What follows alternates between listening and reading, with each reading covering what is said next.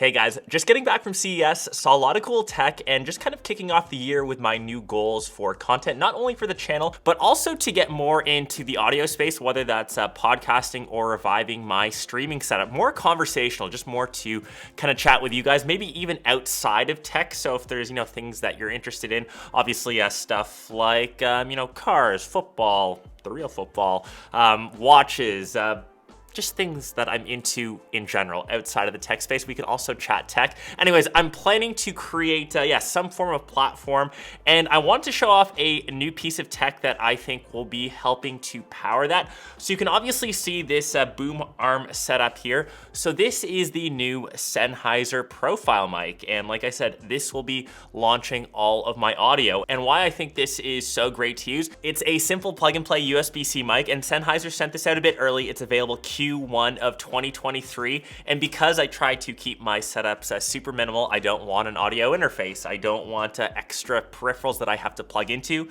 This is a one cable, one microphone solution, and I know that most plug and play microphones are still the archaic USB-A, micro USB even.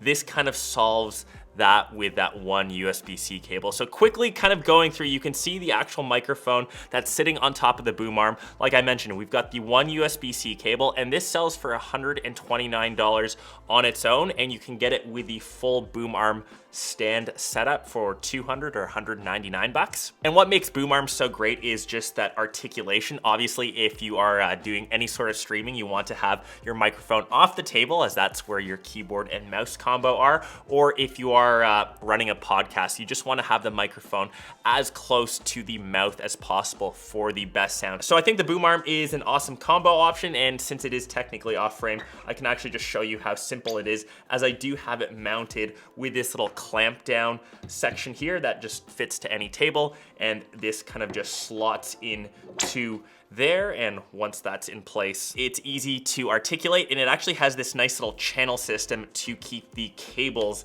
nice and tidy, and that should actually probably be on the list for 2023 for me. My cable management typically is some of the worst, so just keeping things, once again, neat and tidy is always good. And to obviously hear what this sounds like, we've started recording right now, so I'm just going to flip this around. As this is a cardioid pattern, you just want to be as close to the microphone as possible. And when we switch between, say, the Sennheiser Profile mic, this is what it sounds like now. We're gonna switch to my Sennheiser MKE 600, I believe. I've had this YouTube microphone forever. It's the one that I typically rock for the YouTube vids if I don't have a microphone in front of me.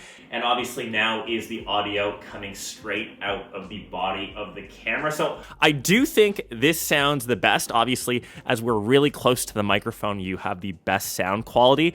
And it's so important to get good sound in any sort of content. I would even argue it's more important than the actual video itself, because when you're listening to me talking, when you're listening to someone stream, when you're listening to a podcast, obviously there is no video involved. If the sound quality is off, if you have weird popping, if you have crackling, if you have weird echo, you will turn that off immediately, no matter how interesting the actual content is. If the actual quality is crap, is poop, Sennheiser, hopefully I can say that. That's actually a good test for some of the popping, the poppability on this. You want that to sound really good. And with this little setup, like I said, it is plug and play. You can see over on the MacBook Pro. We just have it set as the input option, and I'm sure you guys can hear what this sounds like. It sounds pretty incredible for a plug and play microphone. I would even argue this sounds on par with some microphones that you need a separate audio interface, and all we have is that one cable solution running straight from the microphone. I can actually just pull this cable here right to the MacBook Pro. So that's awesome.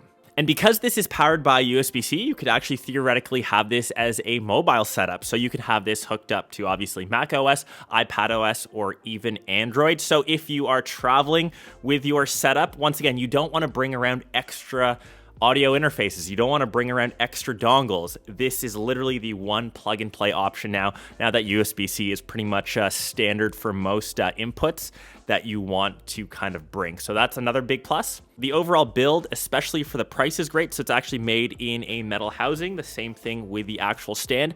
And as I rotate this, obviously my voice won't sound as good as I'm not in front of it, but you can see some of the control options on the front. So we've got a little mute switch and of course the nice little red LED lights to let us know that it's not recording. So that's actually stopped my audio recording on my MacBook. So that's always good to know. You have all these other dials as well to increase or decrease the volume. We've got a mix control as well as a control setting if you are listening to a pair of headphones to monitor any sort of audio. So I've just hit that switch and it's gone back to green. And obviously as I will turn that back to get the proper audio, this should once again sound a lot better. But yeah, just wanted to make this super short vid on this new piece of kit, this new piece of tech that's come to the studio to help produce some more content. So I'm curious if there are things that you want to listen to, if there's a podcast topic, if there are just other stuff outside of the tech space in general. I know a lot of you have been asking how that new house build is going, how I got some inspiration,